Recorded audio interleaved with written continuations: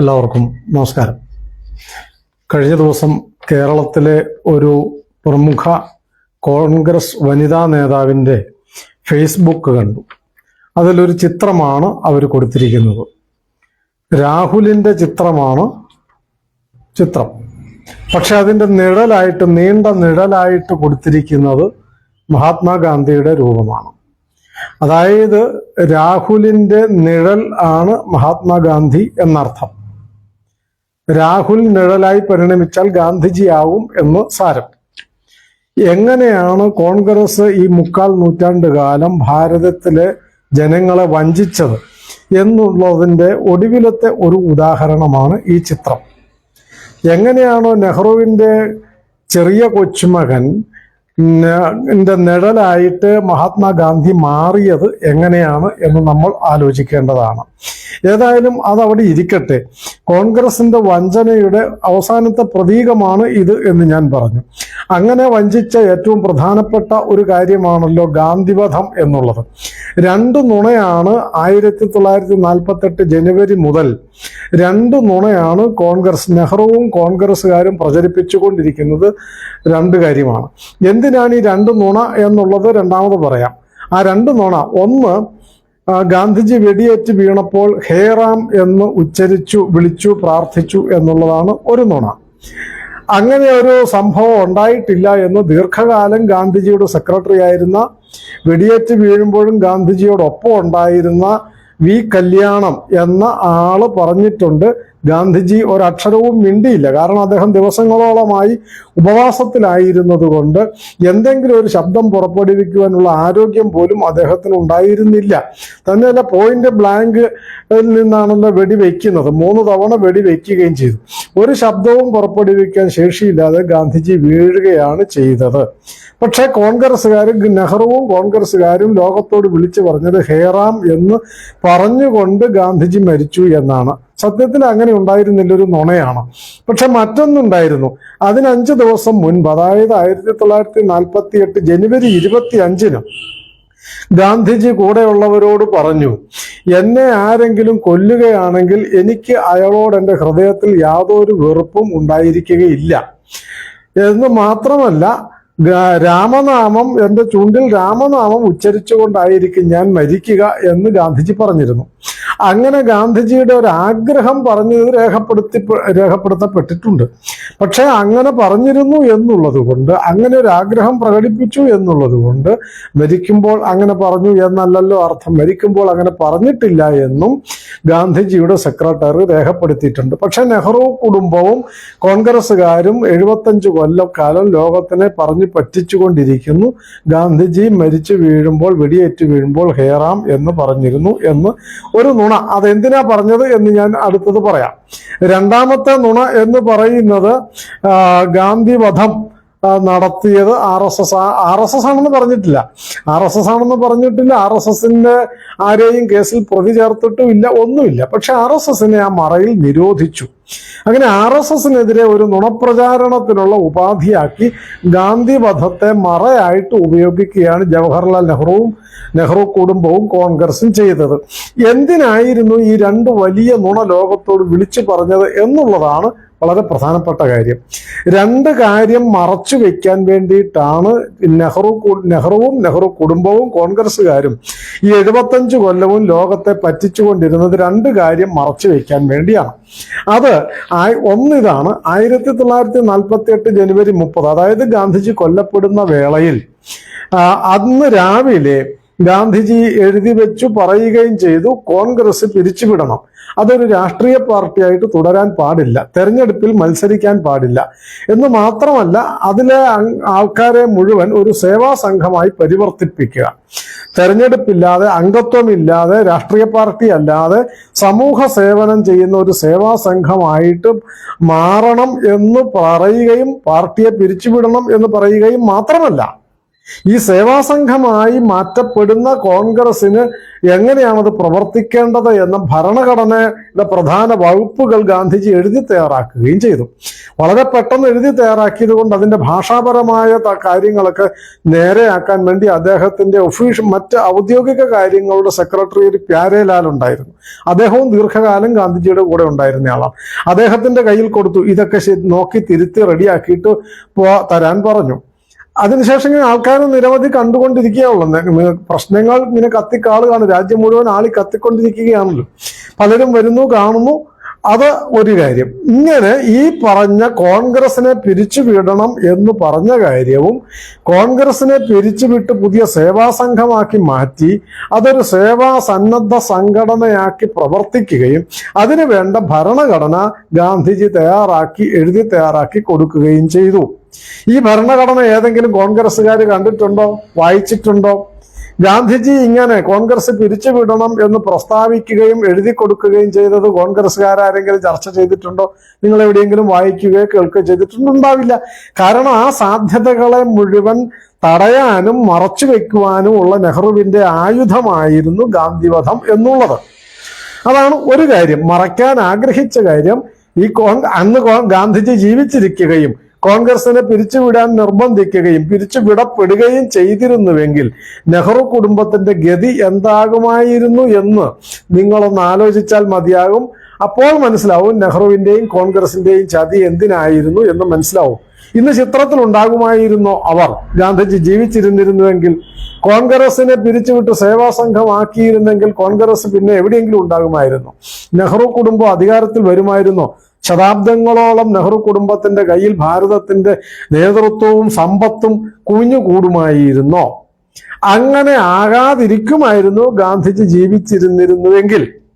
അതുകൊണ്ടാണ് ഗാന്ധിജിയുടെ വധത്തെ ഏറ്റവും ഫലപ്രദമായി നേട്ടത്തിനുള്ള ഉപകരണമാക്കി ഗാന്ധിവധത്തെ, ഗാന്ധിജിയുടെ ചോരയെ, മാംസത്തെ ഉപയോഗിക്കാൻ കോൺഗ്രസിന് കഴിഞ്ഞു. ഇത് മറച്ചു വെക്കുക എന്നുള്ളതായിരുന്നു ഒരു കാര്യം. ഈ കാര്യം മറച്ചു വെക്കുക കോൺഗ്രസിനെ സംബന്ധിച്ചും അതിന്റെ പുതിയ ഭരണഘടനയെ സംബന്ധിച്ചും ഒക്കെയുള്ള ചരിത്രം മറച്ചു വെക്കുക എന്നുള്ളതായിരുന്നു പ്രധാനപ്പെട്ട ഒരു കാര്യം.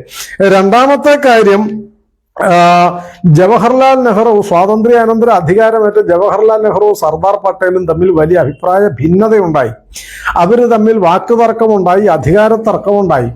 ഗാന്ധിജിയോട് ജവഹർലാൽ നെഹ്റു പലവട്ടം പരാതി പറഞ്ഞു, ഞാനാണ് പ്രധാനമന്ത്രി, പക്ഷെ എന്നോട് ആലോചിക്കാതെയാണ് പല തീരുമാനങ്ങളും എടുക്കുന്നത്. അതിന് കാരണമുണ്ടായിരുന്നു. കാശ്മീർ പ്രശ്നം ജവഹർലാൽ നെഹ്റു ഏറ്റെടുത്തു. അത് അവസാനം വഷളാവുകയും യുദ്ധത്തിലെത്തുകയും ചെയ്തല്ലോ. രാജ്യത്തിന് ഇന്നും തലവേദനയായി അല്പമെങ്കിലും തലവേദനയായി നിലനിൽക്കുന്ന 3/4 നൂറ്റാണ്ട് കാലം തലവേദനയായി രാജ്യത്തിന് കോടാനുകോടി രൂപ തകർത്ത് കളഞ്ഞ, പതിനായിരക്കണക്കിന് ആൾക്കാരെ കൊലയ്ക്ക് കൊടുത്ത കാശ്മീർ പ്രശ്നത്തിന്റെ കാരണക്കാരൻ ജവഹർലാൽ നെഹ്റു ആയിരുന്നു. അങ്ങനെ പ്രത്യേക പദവിയും മറ്റും.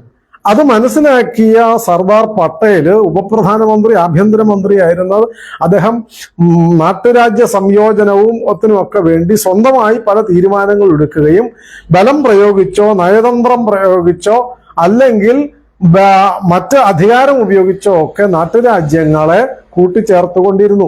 അത് പലതും ജവഹർലാൽ നെഹ്റുവിന് ഇഷ്ടമായിരുന്നില്ല. ഈ കാര്യമെല്ലാം സമയാസമയങ്ങളിൽ ഗാന്ധിജിയോട് പരാതിയായി ജവഹർലാൽ നെഹ്റു പറഞ്ഞിരുന്നു.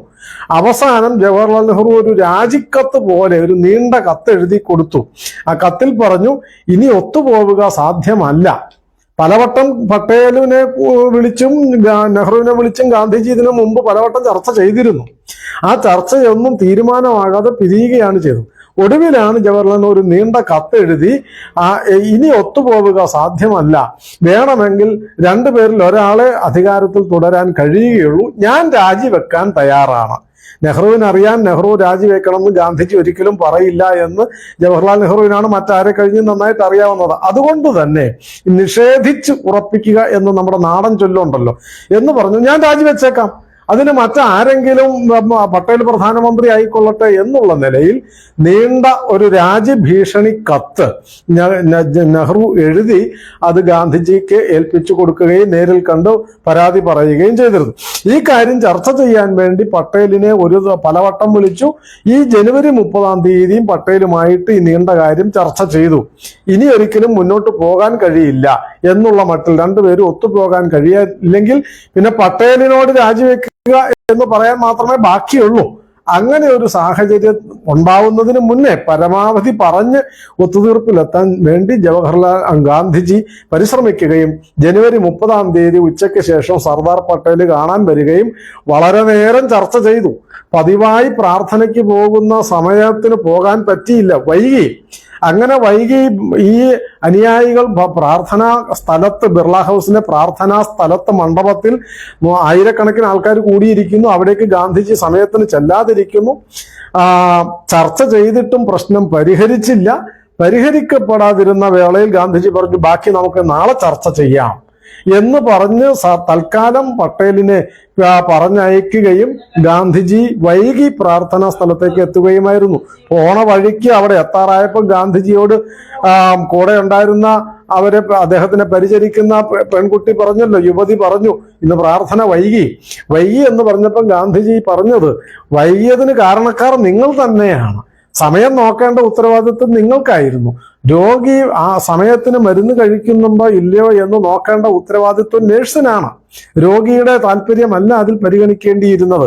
എന്നതുപോലെ ഞാൻ സമയത്തിന് പ്രാർത്ഥനയ്ക്ക് വരാൻ നോക്കേണ്ടിയിരുന്നത് നിങ്ങളായിരുന്നു എന്നൊക്കെ പറഞ്ഞ് ഒരു അല്പം കുറ്റപ്പെടുത്തൽ വെച്ചാൽ ഒരു പരിഭവമൊക്കെ പറഞ്ഞിട്ടാണ് പ്രാർത്ഥനാ സ്ഥലത്ത് ചെല്ലുന്നതും ഗോഡ്സെ വെടിവെച്ച് വീഴ്ത്തുന്നതും ഒക്കെ. ഈ വെടിവയ്പ് നടന്നിരുന്നില്ലെങ്കിൽ പട്ടേലിന്റെ രാജിയിൽ ആകുമായിരുന്നു. അങ്ങനെയുള്ള നെഹ്റുവും പട്ടേലും രണ്ടാവുന്ന, പട്ടേലിന്റെ രാജിയിൽ അവസാനിക്കുന്ന നെഹ്റുവിന്റെ നേതൃത്വത്തിലുള്ള ഭരണം എങ്ങനെ ആയിത്തീരുമായിരുന്നു എന്ന് നിങ്ങൾക്ക് ഊഹിക്കാൻ കഴിയുമോ?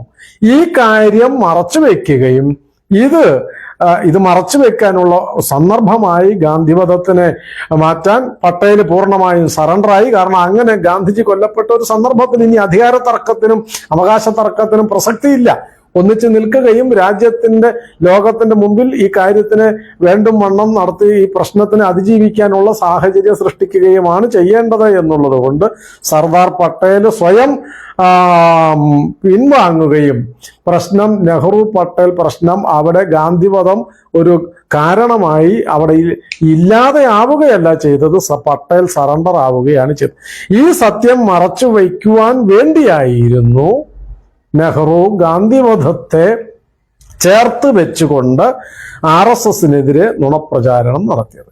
ഈ രണ്ട് നുണകൾ പ്രചരിപ്പിക്കുവാൻ വേണ്ടി ആയിരുന്നു, ഈ രണ്ട് നുണകൾ ലോകത്തെ വിശ്വസിപ്പിക്കാൻ വേണ്ടിയുള്ള ആയുധമാക്കി ഗാന്ധിജിയുടെ ചോരയും മാംസവും ഉപയോഗിക്കുകയായിരുന്നു കോൺഗ്രസ് എന്നുള്ള കാര്യം നാം ഓർക്കണം. ഈ രണ്ട് പ്രശ്നവും, നെഹ്റു പട്ടേൽ തർക്കവും പ്രശ്നങ്ങളും, രാജ്യയോളം എത്തുന്ന പ്രശ്നങ്ങളും, അതുപോലെ തന്നെ കോൺഗ്രസിനെ പിരിച്ചുവിടണമെന്നോ അതിനെ സേവാ സംഘടനയാക്കി മാറ്റണമെന്നോ അതിനുവേണ്ടി പുതിയ ഭരണഘടന എഴുതി ഗാന്ധിജി തയ്യാറാക്കി കൊടുത്തതും ലോകം അറിയരുത്, സമൂഹം അറിയരുത്, രാജ്യത്തെ ഒരു കുഞ്ഞുങ്ങളും അറിയരുത് എന്നുള്ളത് കൊണ്ടാണ് നെഹ്റുവും കോൺഗ്രസും നിരന്തരം ഗാന്ധിവധം ചർച്ച ചെയ്തുകൊണ്ടിരിക്കുന്നതും ജനങ്ങളെ പൊട്ടന്മാരാക്കാൻ ശ്രമിച്ചുകൊണ്ടിരിക്കുന്നതും. ഇനിയെങ്കിലും ഈ വിഡ്ഢിത്തം തിരിച്ചറിഞ്ഞ ആൾക്കാരാണ് ഈ കോൺഗ്രസ് മുക്ത ഭാരതമെന്നോ അല്ലെങ്കിൽ നെഹ്റു കുടുംബത്തിനെതിരെയൊക്കെ ആൾക്കാർ തിരിയുന്നത്. ഈ സത്യം അറിഞ്ഞവരാണ്. അതല്ലാതെ വ്യക്തിപരമായ വൈരാഗ്യം കൊണ്ടല്ല. ഒരു രാജ്യത്തിനെ 3/4 നൂറ്റാണ്ട് കാലം വഞ്ചിച്ച ഒരു ലോകത്തിനോട് മുഴുവൻ 3/4 നൂറ്റാണ്ട് കാലം നുണ പറഞ്ഞ്, അതും ഗാന്ധിജിയുടെ രക്തമൊഴുക്കി നുണ പറഞ്ഞ്, ഗാന്ധിജിയുടെ മാംസം വിറ്റ് നുണ പറഞ്ഞ കോൺഗ്രസിന്റെ ഈ ഹീന ചരിത്രം എല്ലാവരും തിരിച്ചറിയണം എന്ന് അഭ്യർത്ഥിക്കുന്നു. ആ ചരിത്രത്തെ മറയ്ക്കുവാനുള്ള പരിചയമായി ഗാന്ധിവധത്തെ ഉപയോഗിച്ചതിനെ ഇനിയെങ്കിലും തിരിച്ചറിയണം. കോൺഗ്രസിന്റെ വൃത്തികെട്ട ചരിത്രം തുറന്നു കാട്ടപ്പെട്ടുകൊണ്ടിരിക്കുന്നു. അതിന്റെ പരിണത ഫലം, അതിൽ നിന്ന് രക്ഷപ്പെടുവാൻ വേണ്ടിയാണ് രാഹുലിന്റെ നിഴലായി മഹാത്മാഗാന്ധിയെ ഇന്നത്തെ കോൺഗ്രസ്സുകാർ അവതരിപ്പിക്കുന്നത്. ലജ്ജയില്ലാതെ ഈ ലജ്ജാവിഹീനതയും കൂടി, കോൺഗ്രസിന്റെ ഈ ലജ്ജാവിഹീനതയും കൂടി എല്ലാവരും തിരിച്ചറിയണം എന്ന് അഭ്യർത്ഥിക്കുന്നു. നമസ്കാരം.